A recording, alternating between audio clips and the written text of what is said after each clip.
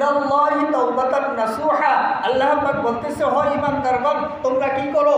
তোমরা আমার কাছে কি করো? আমার কুদরতি পায়ে সিজদা করো, স্যালেন্ডার করে আমি আল্লাহ তাআলার কাছে কি করো? তুবু ইলাল্লাহি তাওবাতান নাসুহা, নাসুহার মতো তওবা করো। এমন তওবা করবা জীবনে দ্বিতীয়বার আর পাপ করবা না।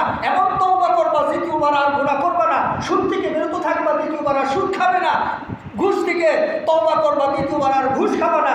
এরকম করে যদি তুমি পরিপূর্ণভাবে তওবা করে আমার কাছে স্যালেন্ডার করে আমি আল্লাহ তাআলার কাছে মাফ চাও, আমি আল্লাহ তাআলা সামনের গুনাহ দেখবো না, পেছনের গুনাহ দেখবো না, সমস্ত গুনাহ আমি আল্লাহ তাআলা মাফ করে দেবো। সুবহানাল্লাহ।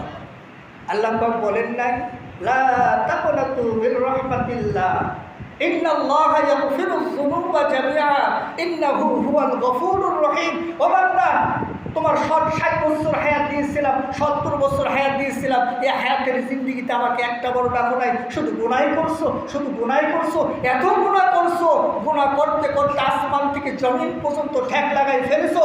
ও বান্দা, নৈরাশ হওয়ার কোনো কারণ নাই।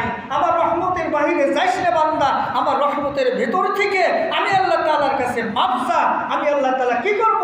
বান্দা সামনের পেছনের যত গুনাহ আছে আমি আল্লাহ তাআলা সেটাকে দেখবো না। আমার রহমতের দরিয়ায় জোশ মেরে আমি আল্লাহ তাআলা তোমার সমস্ত গুনাহকে মাফ করিয়া দেবো। সুবহানাল্লাহ। এই জন্য আমরা তওবা করতে পারি না, আমরা তওবা করতে পারি না। আল্লাহ পাকের কাছে তওবা করলে আল্লাহ পাক বান্দাকে ফিরিয়ে দেন না। আল্লাহ পাকের কাছে স্যালেন্ডার করলে আল্লাহ পাক বান্দাকে নৈরাশ করেন না।